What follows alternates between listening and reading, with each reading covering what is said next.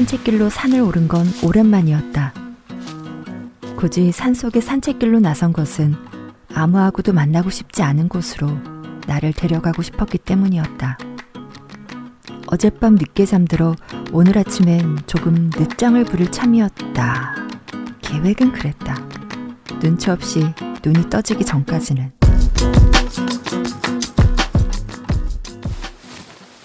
얼마나 잤을까?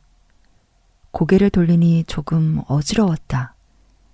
평소에도 약간의 어지러움증이 있어 그러려니 했는데 몸을 살짝 일으켜보니 몇 해 전 고생했던 이석증 증상 같은 느낌에 몸이 먼저 반응을 한다.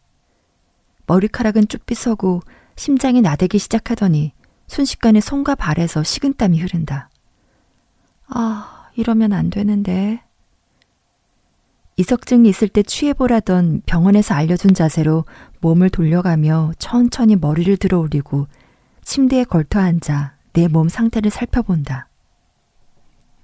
그렇게 얼마나 앉아 있었을까? 어지럼증이 조금 가시는 것 같다. 이대로 다시 누울까? 얼마 못 잔 것 같은데. 다시 천천히 베개에 머리를 들이밀어 본다. 아, 안 와. 안 와. 잠이 안 와. 더 자야 되는데 지금 일어나면 낮에 멍할 텐데. 몸은 침대 위에 널브러져 있는데 해야 할 일과 온갖 잡다한 생각들이 부유물처럼 둥둥 떠다니며 머릿속을 헤집어 놓는 바람에 내 몸은 쉬는 것도 아니고 잠을 자는 것도 아니고 이도저도 아닌 상태로 시간만 흘러보내고 있다.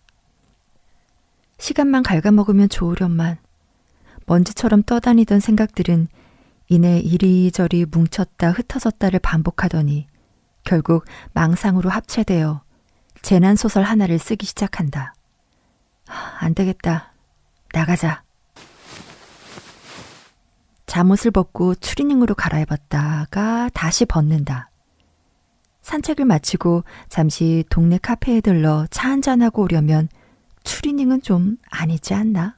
산책과 카페 입장을 동시에 해도 무난할 검정 바지에 흰 반팔티, 그리고 흐물거리는 흰 티를 보완해줄 청남방, 여기에 발걸음을 가볍게 해줄 수 있는 초경량 운동화. 이 정도면 되려나? 아니야, 뭔가 좀 아쉬운데? 그래, 땀이 식으면 추울 수도 있으니까 가벼운 점퍼 하나도 걸쳐 입고 나갈까?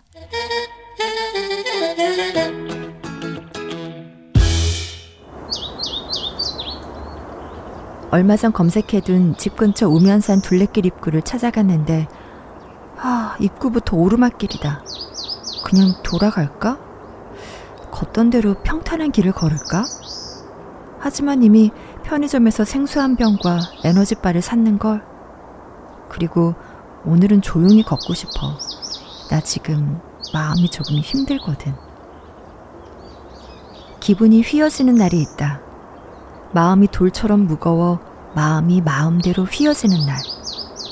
마음을 달래려고 나온 산책길이니 팔과 다리는 따라갈게. 마음, 너 하고 싶은 대로 해. 돌아 내려가고 싶은 몸의 허리에 바람막이로 가져온 점퍼를 질끈 동여매고 일단 전진.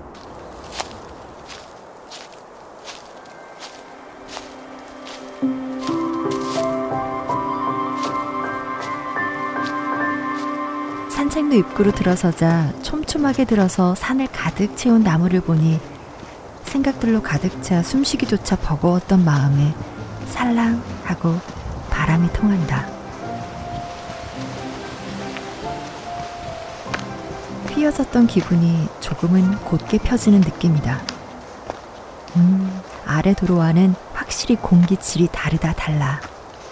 일단 피톤치드 한 모금 들이마셔볼까?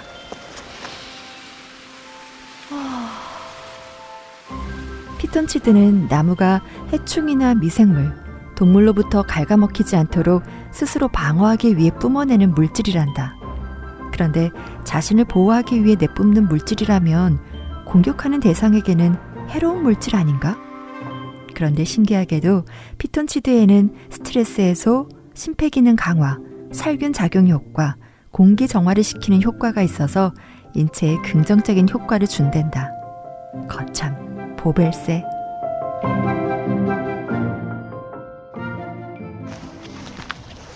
열성적인 산책자였던 루소가 말하지 않았던가.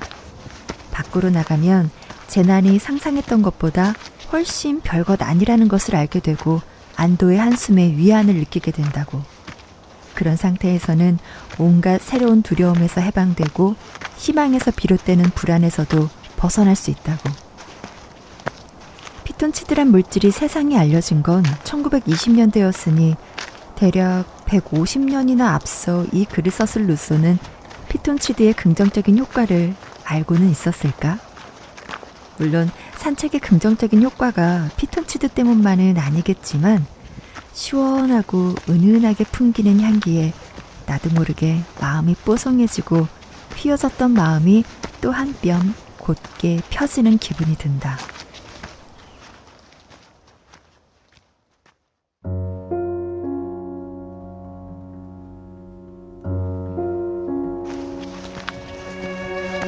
길고 구불거리는 길을 걸으면서 걱정이 어디서 왔는지 천천히 생각해본다. 내가 직장을 그만둔 이유는 단지 지쳤기 때문만은 아니었다. 언젠가 나영석 PD가 예능 프로에 출연해 이런 말을 남겼다. 하고 싶은 거에만 몰입해 있다가 괴로워하는 후배들을 많이 봤어요. 저는 후배들이 유연한 생각을 가지면 좋지 않을까 생각해요. 나는 유연하지 못했다. 그래서 괴로웠다. 유연하지 못했던 시간 동안 너덜너덜해진 감정들과 내가 챙기지 못한 내 사람들. 더 이상 새로울 것도 그곳에 남아서 하고 싶은 것도 없었다. 없다고 생각하고 싶었다. 무엇보다 일을 하면서 나는 많은 것들을 생략했다. 오늘 저녁은 같이 먹을 수 있는 거니? 몰라. 이따 전화할게. 그날 내내 내 전화를 기다렸을 아빠는 생일 축하합니다. 생일 축하합니다. 사랑하는 딸 생일을 축하합니다. 사랑하는 딸 생일 축하한다. 라는 음성 메시지를 남겨두었다.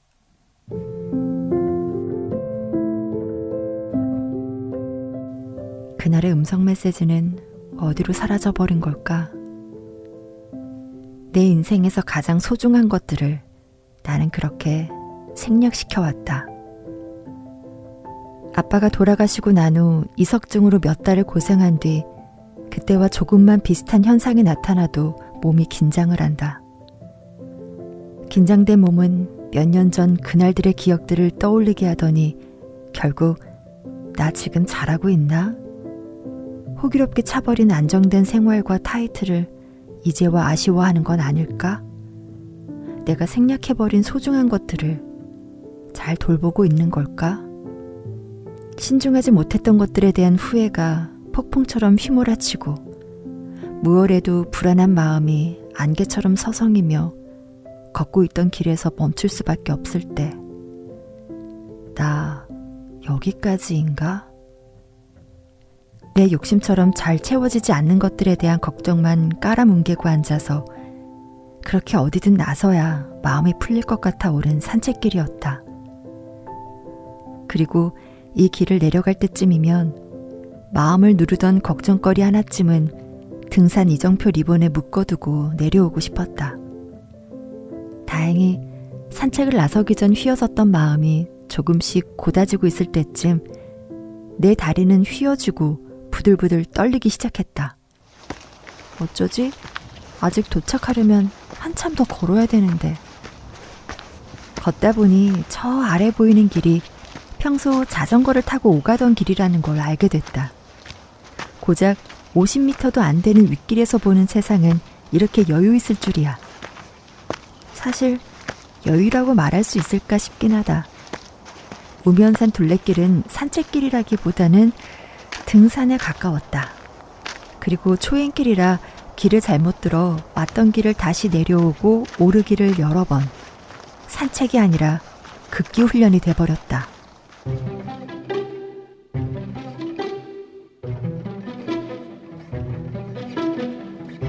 가볍게 걷고 오리라 예상하고 신고 나갔던 운동화는 내 앞발꼬락과 발목을 지탱해주지 못했고 운동화에 들어간 작은 돌멩이들은 걷는 내내 따가웠으며 준비 운동 없이 걸었던 산책 덕분에 단단히 배긴 종아리 알은 내일 아침이면 침대에서 엉금엉금 내 발로 기어 나오기 하리라. 바보. 걷는 내내 발바닥을 따갑게 했던 작은 돌멩이는 잠시 멈춰 털어내면 그뿐이었고 산책 전 간단한 준비 운동을 했다면 배긴 알로 며칠을 기어다니지 않아도 됐을 텐데 멍청이. 별것 아닌 것들로 하지 않아도 좋을 고생을 했다.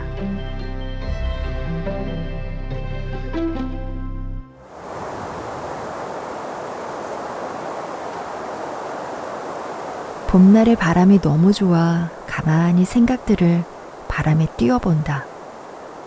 내내 아물지 않던 그날들의 상처와 움켜쥐었던 욕심과 후회로 묶어왔던 시간들. 그래, 걱정은 문제가 없다. 걱정을 받아들이는 내 자세가 문제인 거다. 아무래도 산책을 더 해야겠다. 평탄한 길만 고집하기보다 오르막 내리막이 있는 산책길을 걷다 보면 후들거리지 않겠지? 휘둘리지 않겠지? 휘어지지 않겠지? 잘 들어. 사라지지 않을 폭풍이 어디 있겠어. 가시지 않을 안개가 어디 있겠어. 걷다 길을 잃거나 잘못된 길로 들어섰다고 멈추거나 주저앉지 말고 거기서부터 다시 걸어. 모든 새로운 길은 그렇게 시작되는 거니까. 거기서부터 너의 한 걸음 한 걸음이 새로운 목적지가 되는 거야. 길을 쓰고 누군가 만들어 놓은 길을 따라가기보다 너만의 다른 길을 그냥 걸어. 네가 진짜로 원하는 그것이 널 향해 마주 걸어오고 있으니까.